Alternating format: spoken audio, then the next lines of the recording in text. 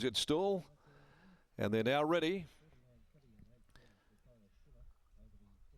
Light blinks. Gates are back. They're off and racing. Caught them in a perfect line. Flying Missile, though, the first to emerge and goes to the front from position of power. Catalpa's outside of those.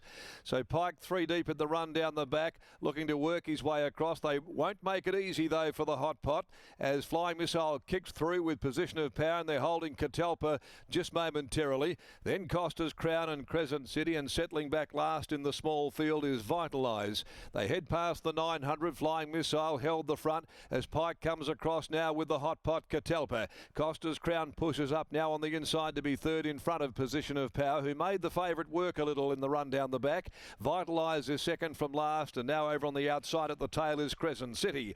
At the 600 mark, they race down the side behind the mare Flying Missile. She's a length clear. Running second is Catalpa, then Costa's Crown, coiled up down near the inside. Nowhere to go for the moment, though. From position of power, looping the field, Crescent City in the gold colours, comes to the outside, putting in its run, and Vitalise is last of all. Pike sits there as quietly as a church mouse at the 300, about to let go now here on Catalpa. It's Catalpa ahead in front, battling back Flying Missile. Crescent City's under heavy pressure. Vitalise runs on. Pike has to go to work now. Catalpa, Crescent City on the outside of Catalpa, and Crescent City causes an upset. Crescent City has got home from Catalpa and also Flying Missile. Vitalise ran fourth, then Costa's Crown, and the last of them home in that field of 6 is Position of Power.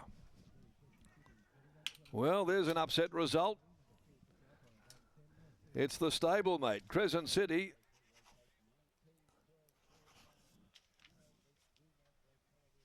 So Grant and Alana Williams, they Quinella the race, but not with the result that most expected.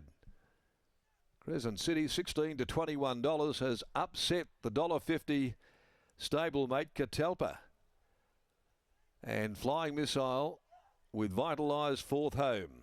A winning return by Crescent City in a week where we bade farewell to Fiorente, and the Great Melbourne Cup winner has stamped a Belmont Park winner this afternoon by Fiorente from New Orleans for Elio and Jackie Galanti, B. Greenwood, R. Wilson, P. Morris, R. Ferguson, Helen Ferguson, J. Lawrence, R. Buswell, P. Richards, Mrs. W. Richards, R. J. Mrs. D. Williams, F. Arto, and also Chanel Galanti, M. Turlo, Mrs. J. Hawkins and Mrs. J. Farrick.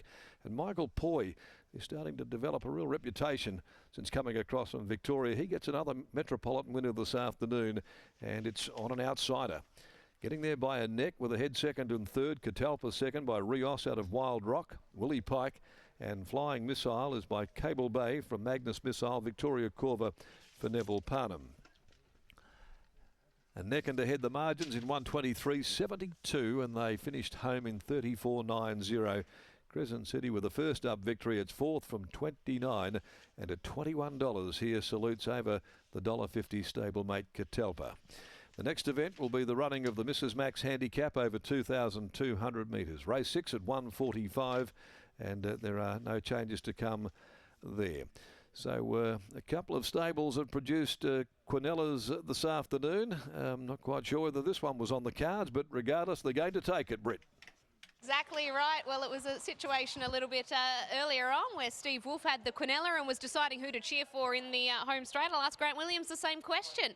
Who were you cheering for in the concluding stages? Oh, obviously, it started off Catalpa. Obviously, he's the favourite, and you know, he's going into the race in really good form, but looking at that run, he's obviously hasn't backed up, but he's a stable favourite. Crescent City always goes good fresh, and great ride. And Catalpa had his chance 7 days ago, so he's had his name in lights, but it was time for Crescent City. He hasn't won in a long time. First up, how were you feeling coming into the race with how he was going to go fresh? Yeah, I thought his trial was really good. It looked pretty sharp last time, and Chanel, our apprentice, rode him. Yeah, and look, his work at home's been really good, so he'd improved good from that trial. So it's just hard when you've got a $1.60 pop to think that he can beat him, but he did. Were you even watching him much in the run? I know when you've got two and you've got a $1.60 pop, your focus was probably on Catalpa. Yeah, look, obviously, you know, not a big field, it's easy, but I was wrapped when he made the move and covered the horse that was 1-1, and then I thought he battled on really good. I was switching back to Willie, and it looked like he had plenty up his sleeve, but when he went, he didn't. Then I looked back, knowing the other guy had hit the line, so it was good. It's the perfect problem to have when you don't know who to watch. Congratulations on the Quinella. Thanks, Britt. There is Grant Williams. Crescent City beats Catalpa, and lovely for one of the stable favourites, the 5-year-old by Fiorente. And as Darren mentioned, Fiorente lost to us during the week, so appropriate to see his progeny salute here at Belmont today. And on board is Michael Poy, who's catching up with Scott. He certainly is. Riding a lot of winners at the moment is Michael. To this horse here, first up today, it looks as though that's as short as he probably wants. Yeah, it was. I thought I made Vicky work enough to cross me. She was in the second favourite, and I saw Pike working a bit harder out wide, and I thought if I'm going to get him, it's going to be late. But once they got there, they kind of really backed up to speed, controlled it, and if I waited any longer, I was going to be getting flushed to that 4-wide line. So I kind of went a little bit earlier than what most would have, or probably where I wanted to go, but I just didn't want to take the risk of being flushed and letting Pike skip away. So we put the pressure on him early, and credit to me horse, wore him down, got there on the end. First ride for Grant and Alana, so got to say big thanks to them. It wasn't too hard on my behalf. I drew well. I just kept my eyes on Pike, didn't let him get too far away, and I guess they made my job easy. You said last week that Dale tipped you into the Morton stable. Anyone will tip you into Grant and Alana, so all the best for the future. Too easy, thank you. There is Michael Poy. Crescent City defeats Catalpa 3, 2, 1 and 6, the numbers from the 5th.